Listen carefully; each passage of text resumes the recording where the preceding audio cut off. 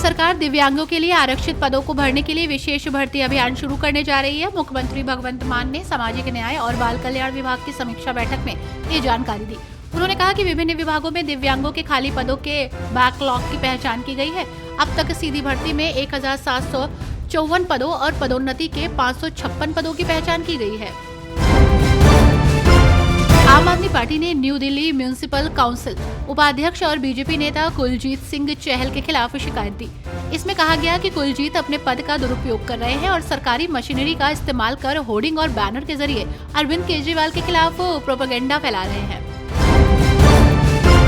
PDP chief Mehbooba Mufti की बेटी इल्तिजा मुफ्ती अपने बयान की वजह से विवादों में है। उन्होंने हिंदुत्व को बीमारी बता दिया है। ऐसे में अब इस बयान को लेकर बीजेपी नेता नवनीत राणा ने भी इल्तिजा को निशाने पर लिया है और पाकिस्तान जाने की नसीहत दे दी।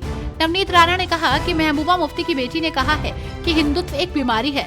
हिंदुज्म और हिंदुत्व में बहुत अंतर है। अब हिंदुस्तान में रहने वाले सभी हिंदुओं को महबूबा मुफ्ती की बेटी सिखाएंगी कि हिंदुज्म क्या है। बिहार के मुख्यमंत्री नीतीश कुमार 15 दिसंबर से महिला संवाद यात्रा पर निकलने वाले हैं। उनकी इस यात्रा पर 225 करोड़ से अधिक रुपए खर्च होने वाले हैं। इसको लेकर बिहार के नेता प्रतिपक्ष तेजस्वी यादव ने हमला बोला। इस यात्रा को उन्होंने चुनावी पिकनिक करार दिया।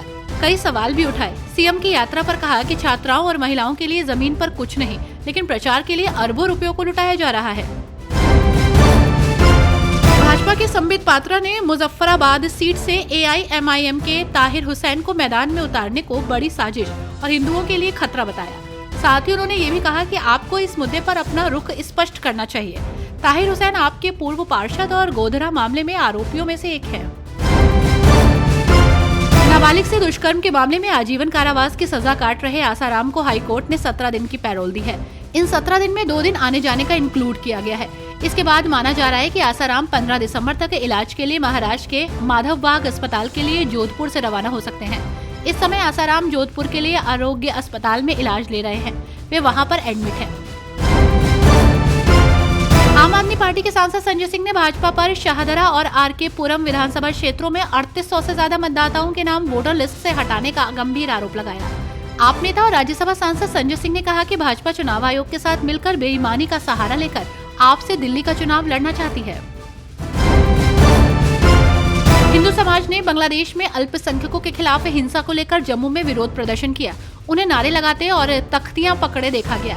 ये विरोध प्रदर्शन बांग्लादेश में चरमपंथी तत्वों द्वारा हिंदुओं और अन्य अल्पसंख्यकों पर कई हमलों की रिपोर्टों के मद्देनजर आए हैं।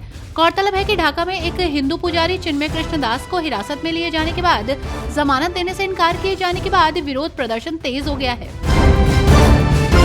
हरियाणा सिख गुरुद्वारा प्रबंधन कमेटी के चुनाव 19 जनवरी को होंगे। 40 वार्डों के लिए नामांकन 20 से 28 दिसंबर तक न्यूनतम 25 साल तक के अमृतधारी सिख ही चुनाव लड़ पाएंगे। मतदान इलेक्ट्रॉनिक वोटिंग मशीन से होगा। गुरुद्वारा चुनाव के आयुक्त सेवानिवृत्त न्यायमूर्ति एचएस भल्ला ने एचएसजीपीसी चुनाव का शेड्यूल जारी कर दिया। महाराष्ट्र के भक्तों का पूजा स्थल मुंबई के दादर का प्रसिद्ध सिद्धिविनायक गणपति मंदिर कल से अगले 5 दिनों के लिए बंद रहेगा। सिद्धिविनायक गणपति मंदिर के दर्शन के लिए लाखों श्रद्धालु दूर दूर से आते हैं।